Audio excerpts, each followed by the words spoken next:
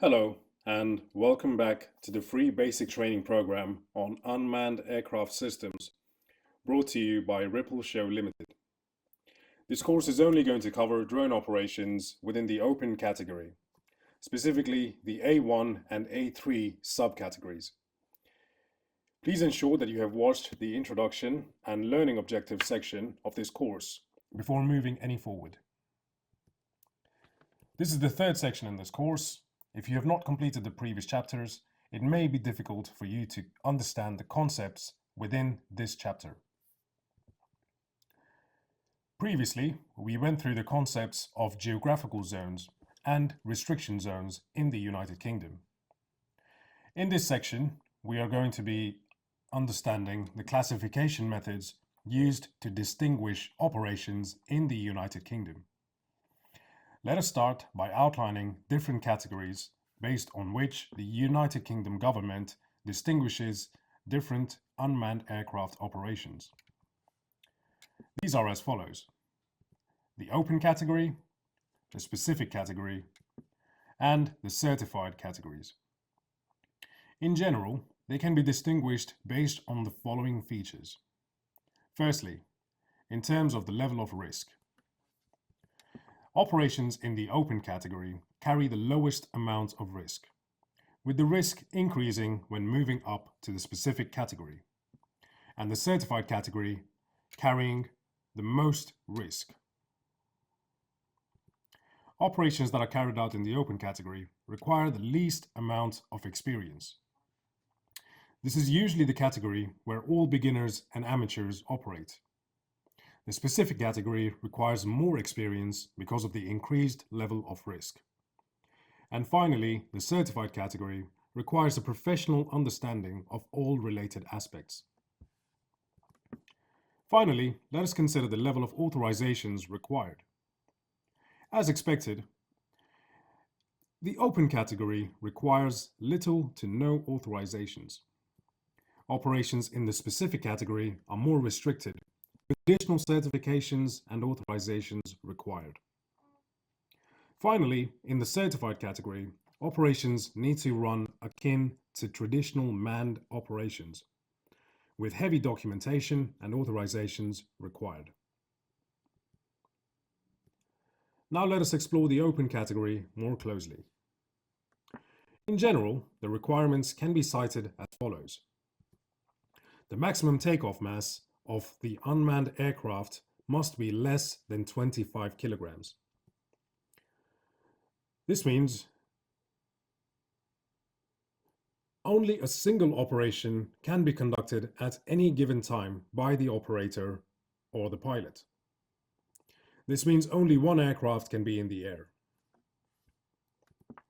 The aircraft must be in visual line of sight at all times. A first-person view system or an FPV system must only be used if there is an additional observer who is capable of maintaining visual line of sight at all times during the operation.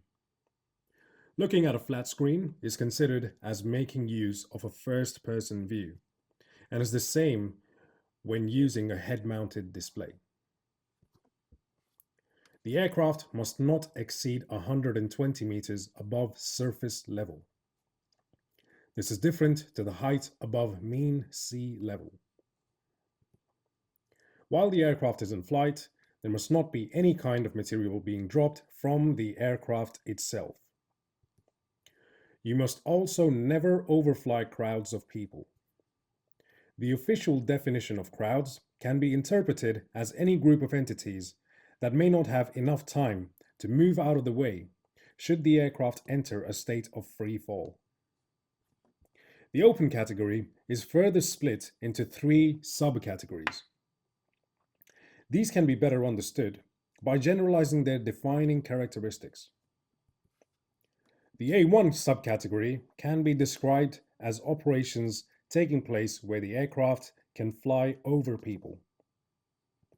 The A2 subcategory can be described as operations where the aircraft is flying close to people.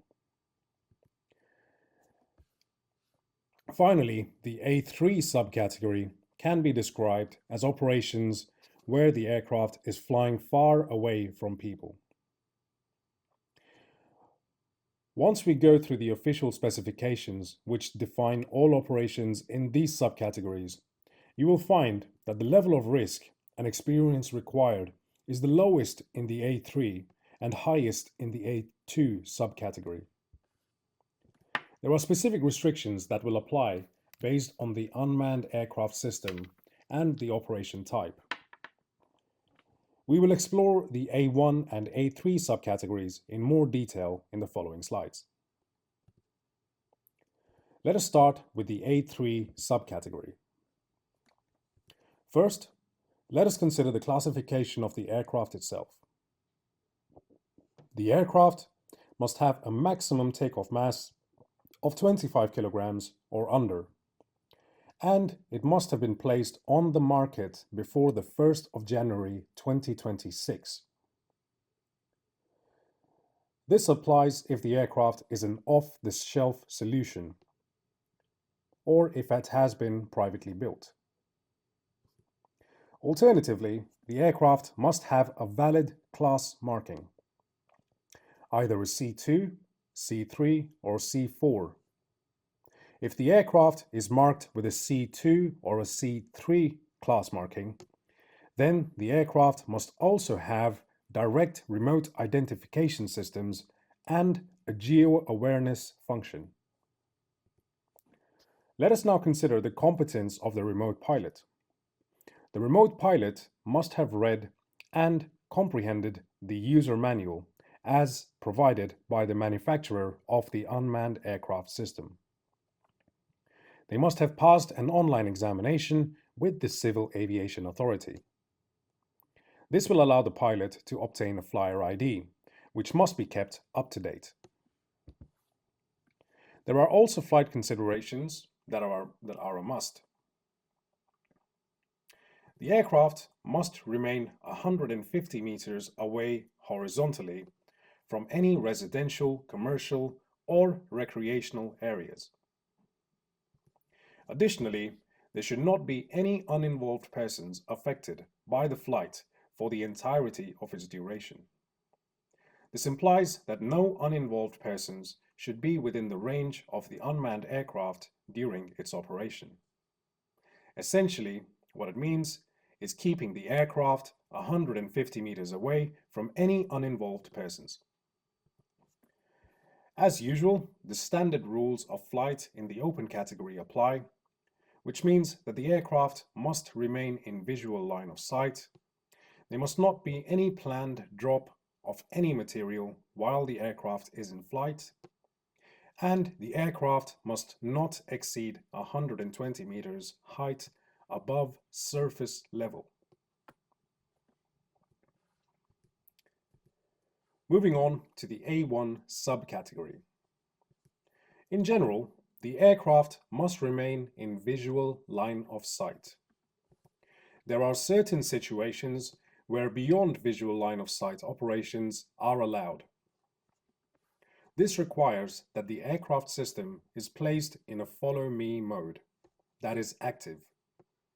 If there is an error on the system or if the aircraft stops following the subject, visual line of sight must be re-established.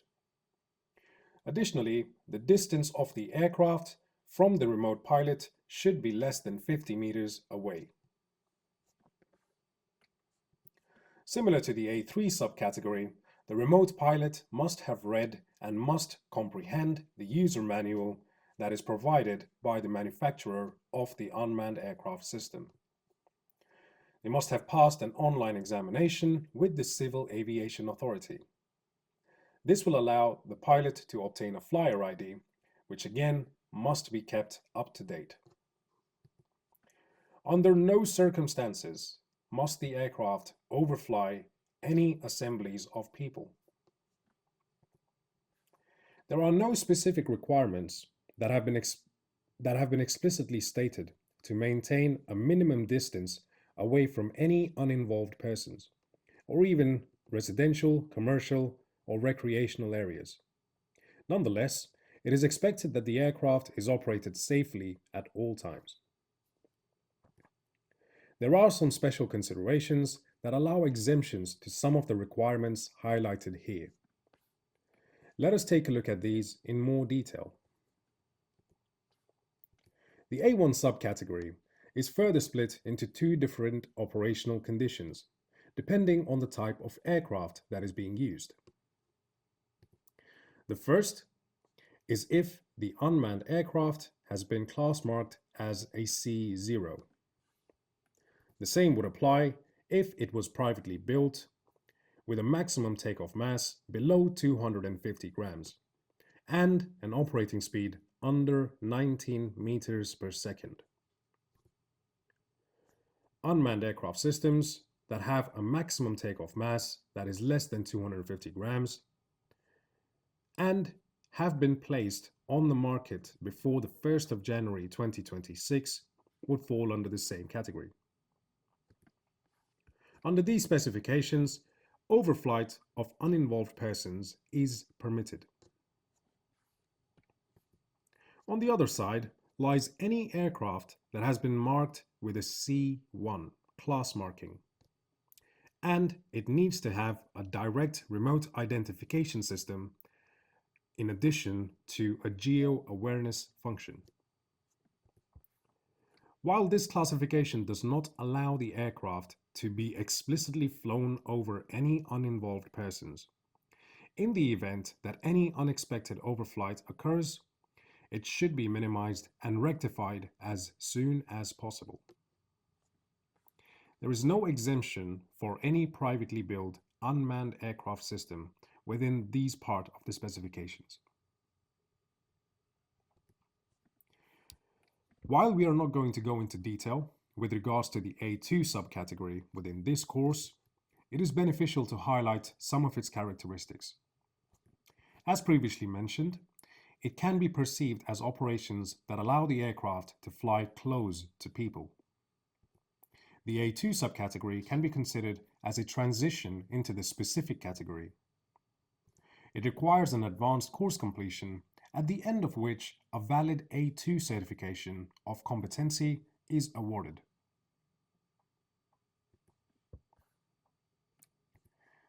So far, we have discovered that there are three main categories that are used to define unmanned aircraft system operations in the United Kingdom. These are the open, specific, and the certified category.